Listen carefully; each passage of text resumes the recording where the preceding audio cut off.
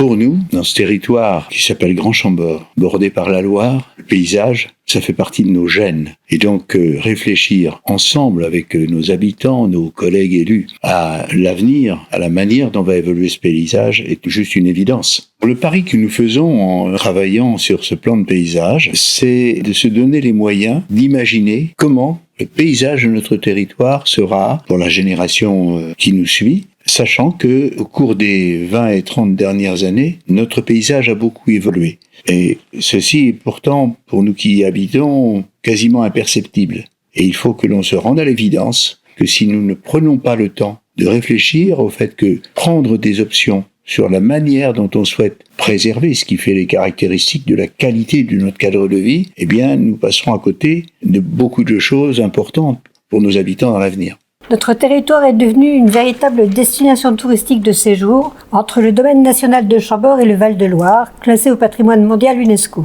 Le patrimoine et la qualité de nos paysages font que nous vivons sur un territoire unique. Aussi, notre responsabilité d'élu est de préparer son avenir pour apporter les meilleures réponses aux nouveaux enjeux de notre destination. C'est ce que le plan paysage va nous apporter à travers son plan d'action pour faire de notre destination touristique une destination durable en améliorant la qualité de l'accueil de visiteurs, qu'ils soient habitants de la région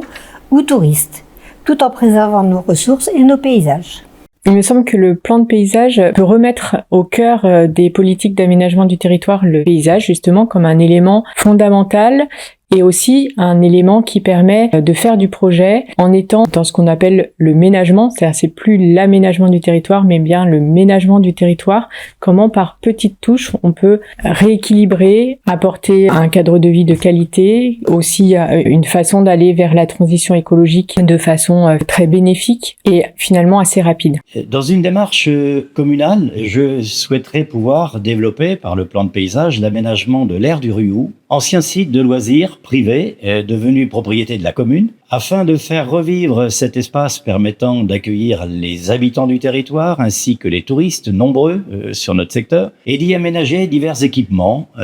pour des activités telles que la pêche, le tennis, parcours santé éventuellement, un aire de camping-car et bien d'autres choses. Alors nous, on a un rôle particulier dans le territoire, le Conseil d'architecture, d'urbanisme et de l'environnement, parce qu'on travaille déjà aux côtés de la collectivité et des communes à différentes études, donc on était déjà présent avant le plan de paysage. On a contribué au lancement de la démarche de plan de paysage parce qu'on y croit beaucoup, donc je pense que voilà, on a été associé dès le départ avec la communauté de communes, et je pense que on a tout intérêt à se saisir du document et à peut-être dans toutes les études qu'on conduira à l'avenir sur le territoire, à s'appuyer sur le plan de paysage pour enrichir nos études et leur donner peut-être une autre dimension qu'on n'a pas forcément l'habitude de donner, parce que quand on travaille à l'échelle d'une commune, on est très centré sur le projet pour lequel on nous a sollicité. Là, le plan paysage nous permettra certainement de prendre un peu de hauteur, d'arriver à croiser des enjeux très locaux et très localisés avec des enjeux un peu plus territoriaux. Et donc, on a une part active à prendre dedans avec les élus et la communauté de communes, mais le CAUE peut aussi être une des chevilles ouvrières de mise en application du plan de paysage. Je pense qu'il y a beaucoup d'acteurs de l'ingénierie locale dont la mission pourrait être d'accompagner la collectivité à mettre en œuvre le plan de paysage et à déployer ses actions.